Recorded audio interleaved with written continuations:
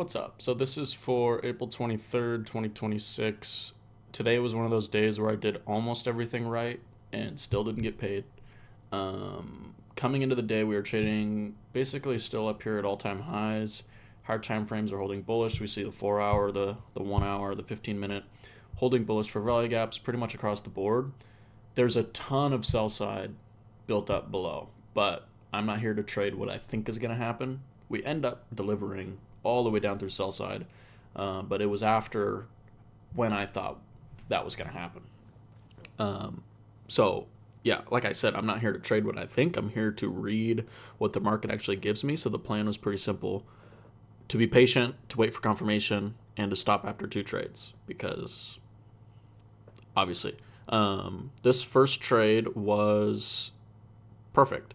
We had internal manipulation inside a 15-minute for value gap. We had an internal SMT. We had displacement higher. I entered on the 1-minute change in the state. We also had the 2-minute for value gap that we closed through, so everything aligned. We had buy side resting higher.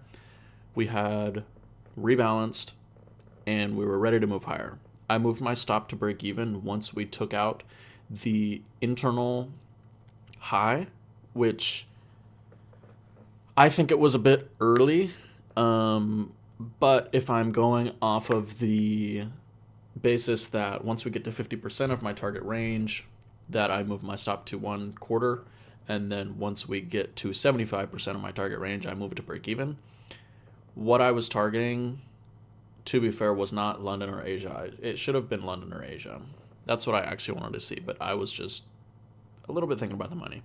But I moved my stop to break even within about a minute because we had that 5-minute SIBI resting above, and I was just cautious about a pullback. So I enter once we break the change in the state, once we break the 2-minute, and I put my stop at break even. Price taps me out at break even, which is at the change in the state, and then it runs higher to take out the liquidity that we were still drawing towards. And honestly, I'm okay with that. That wasn't a mistake. That was just management. The second trade, this is where I started leaning into what I wanted to see. I felt like price was going to take sell side. The setup wasn't terrible, but it wasn't fully there either. We had never tapped into the 5-minute, and ES wasn't aligning, and that's the part that I had missed. And that's the difference. So the first trade was I was reacting to the market, and the second trade was me projecting onto the market of what I wanted to see become the draw on liquidity before price had aligned externally and internally to move there. So the most important part of today was that I stopped after this second trade. I took 2 trades, 1 break even, 1 loss, and then I was done. I didn't spiral, I didn't revenge trade, and I didn't overtrade. Today was actually one of the first times in a while where I have my checklist and I do everything before the session. So I did my full routine. I had a confirmed draw on liquidity. I waited for the full model to present, mainly on the first one. I managed it correctly once I was in it. And I stopped after my trade limit. So that's a clean day. That's what I'm looking for. That's the shift that I want to see. And this is what I'm focused on now. So it's not chasing the money.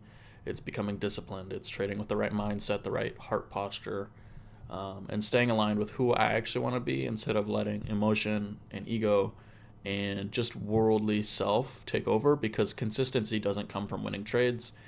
It comes from controlled behavior and being able to manage your emotions and being able to manage yourself when things go against what you were hoping to happen. And then here we see the end of that second trade. So we see that the 15-minute never actually got closed through. It almost happened, but just it didn't happen. And the price on ES was displacing higher as we were moving lower to continue manipulating on NQ.